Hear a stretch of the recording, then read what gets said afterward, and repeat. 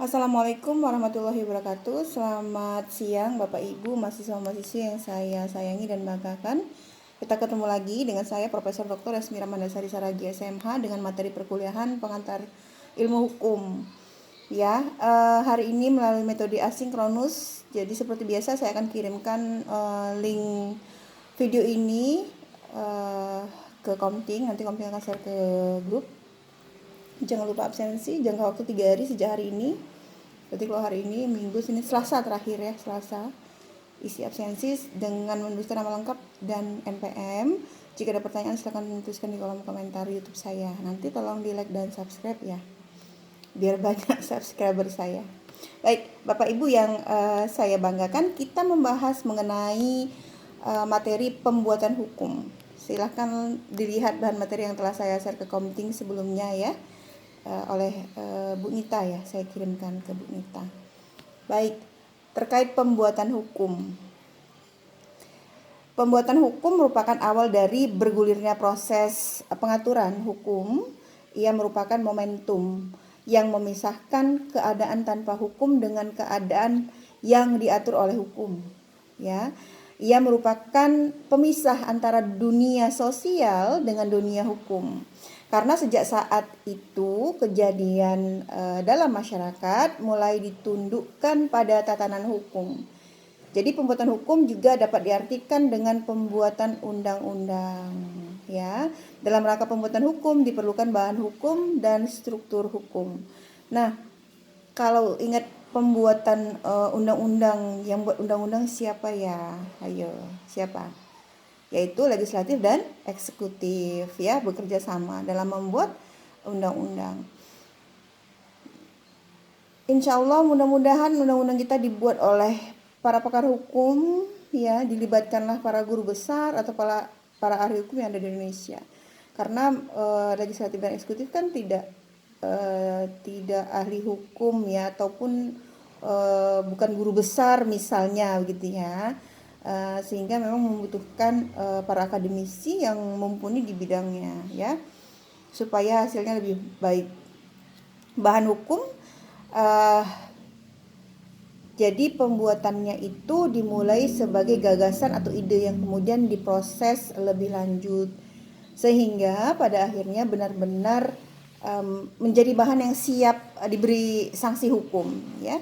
Pada dasarnya kita dapat membagi proses dalam pembuatan hukum ini ke dalam dua ya, tahapan besar, yaitu tahap sosiopolitis dan tahap yuridis.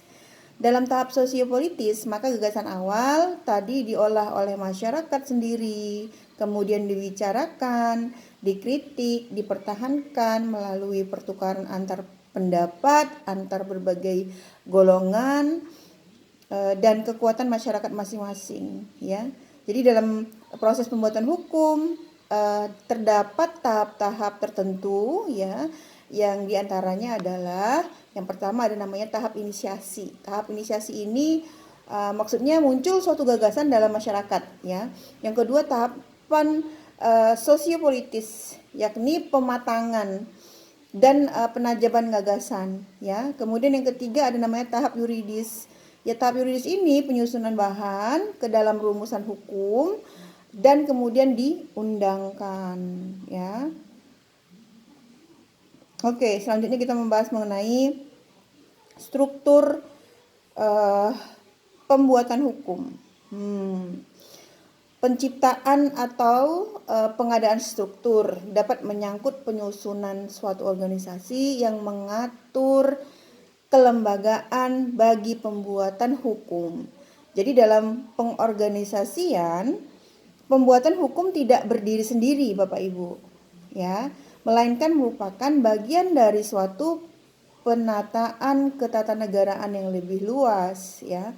Jadi pengorganisasian di sini tidak hanya berupa pengadaan kelembagaan, melainkan juga mekanisme kerjanya.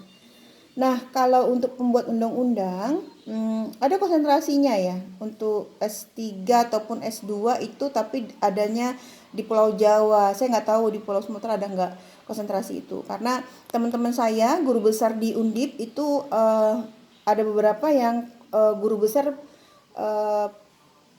pembuat undang-undang gitu. Apa sih ya namanya ya? Lebih tepatnya pembuat undang-undang atau perancang undang-undang gitu ya. Tapi mereka fokusnya ke undang-undang. Nah, ada konsentrasinya. Tapi kan kalau kita kan belum ada nih. Khususnya memang di S2 kan belum ada. Ya kan? Kalau di S3 apakah ada atau tidak? Di Sumatera saya kurang tahu, tapi di Pulau Jawa ada, ya.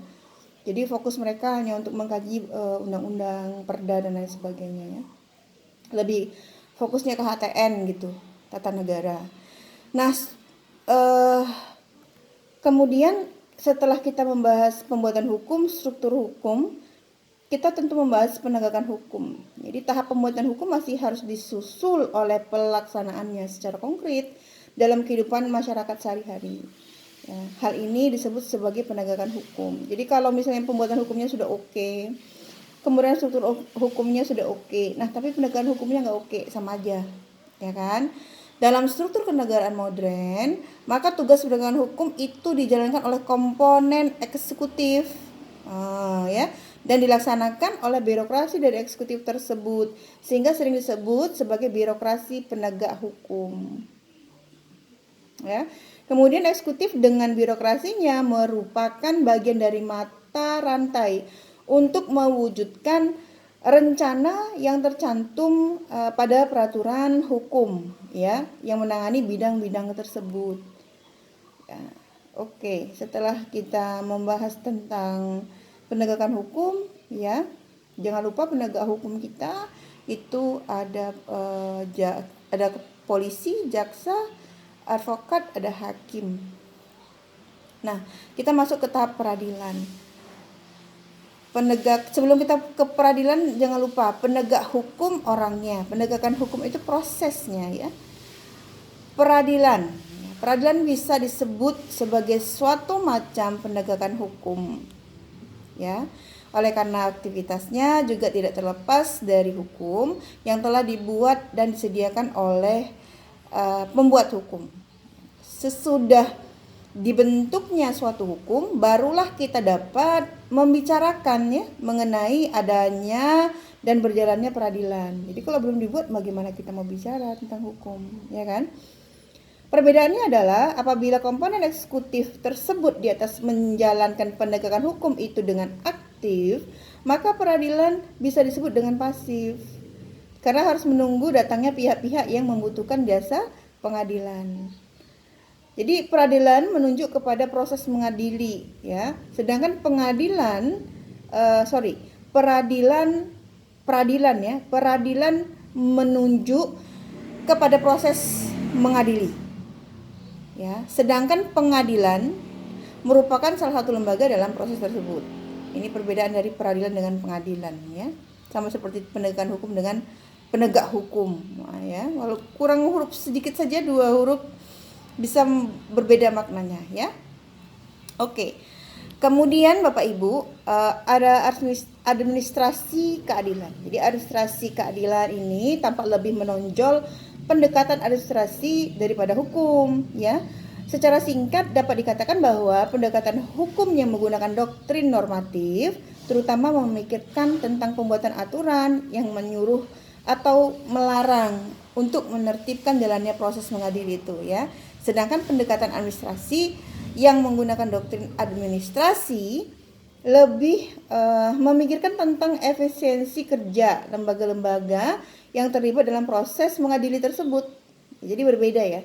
Jadi administrasi keadilan memiliki pengertian bahwa penerapan keadilan dalam masyarakat itu membutuhkan pengelola. Tidak dapat hanya diserahkan kepada masyarakat pengelola saja atau penduduk sekitar. Makanya dibentuklah suatu lembaga-lembaga, kan gitu. Jadi mesti ada pengelolanya, nggak bisa kalau nggak ada pengelolanya, Bapak Ibu, ya. Sedangkan yang sudah ada pengelolanya aja bisa menyimpang, apalagi yang nggak ada pengelolanya, ya. Ya, oke. Baik, kita sudah membahas mengenai pembuatan hukum, ada legislatif dan eksekutif, kemudian ada bahan hukum, ada struktur pembuatan hukum. kemudian ada penegakan hukum, lalu ada peradilan. Ini beda lagi ya, pra-peradilan atau singkatannya Prapit dengan peradilan ini beda ya. Ya kan? Kemudian administrasi keadilan, kita juga membahas mengenai peradilan dengan pengadilan ya. Jadi sudah lengkap ini pembahasan mengenai pembuatan hukum.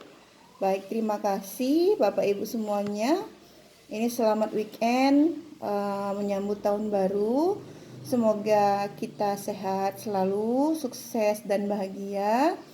Jangan lupa di like dan subscribe ya. Semoga nanti di tahun 2025 kita diberikan Allah Subhanahu wa taala yang Maha Kuasa limpahan rezeki yang lebih banyak, berkah ya, sehat. Kemudian yang cowok semakin ganteng, yang cewek semakin cantik gitu ya. Jadi semua keberkahan melimpah untuk kita semua. Terima kasih Bapak Ibu semuanya.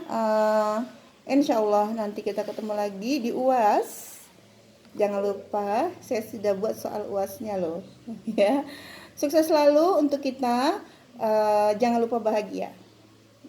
Assalamualaikum warahmatullahi wabarakatuh.